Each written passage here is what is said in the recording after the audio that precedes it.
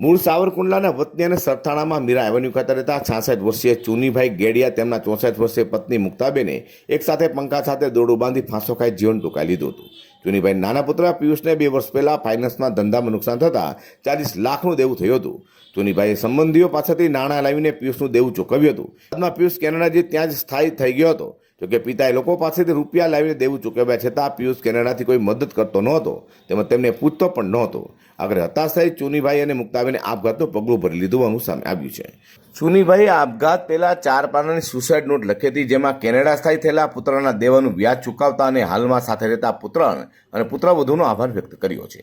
આ સાથે તેમના આપઘાત બાદ તેમની ઉત્તરક્રિયામાં ખર્ચો ન કરવા પણ ભલામણ કરી હતી.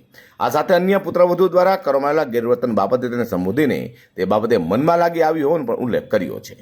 અત્રેના સરથાણા પોલીસ સ્ટેશન હદમાં મીરા એવન્યુ ખાતે રહેતા ચુનીભાઈ ભગવાનભાઈ ગેડિયા તથા તેઓના ધર્મપત્ની મુક્તાબેન ચુનીભાઈ ગેડિયાનાઓએ તારીખ 4/5/2024ના રોજ પોતાના જ ફ્લેટની અંદર પોતાના રૂમમાં પંખાના હૂક સાથે બંને વ્યક્તિઓએ દોરડું લગાવી અને સુસાઇડ કરેલ હોય, જે અનુસંધાને સરથાણા પોસ્ટે અકસ્માત મોતનો ગુનો રજીસ્ટર થયેલ છે.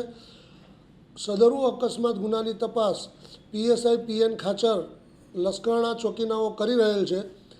સદરુ અકસ્માત મોતના કામે એક સુસાઇડ નોટ મળી આવેલ છે, જે સુસાઇડ નોટમાં મરણ જનાર ચુનીભાઈ ગેડિયાનાઓએ પોતાની હકીકત દર્શાવેલ છે કે પોતાનો દીકરો નામે પિયુષ, જે સુરત ખાતે અગાઉ કાપડના વ્યવસાય સાથે સંકળાયેલ હોય અને તેને કાપડના ધંધામાં દેવું થઈ જતાં પોતાના પિતાશ્રીએ પોતાના સગા સંબંધીઓ પાસેથી પૈસા લઈ અને તે દેવું ચૂકતે કરી આપેલ. ત્યારબાદ આ પિયુષ કેનેડા જતો રહેલ છે અને કેનેડામાં હાલ રહે છે. પરંતુ કેનેડા ગયા પછી પિયુષનું વાણી વર્તન તેના મા બાપ સાથે બદલાઈ જતા અને તે કોઈપણ રીતે સંપર્કમાં ના રહેતા, વાતચીત ના કરતા, તે બાબતનું તેઓને લાગી આવતા પોતાનું તથા પોતાની પત્ની બંને સુસાઇડ કરેલ છે, જે હકીકત તેઓએ ચુનીભાઈ પોતેનાઓએ જે છેલ્લી પોતે ચિઠ્ઠી લખેલ છે એમાં દર્શાવેલ છે.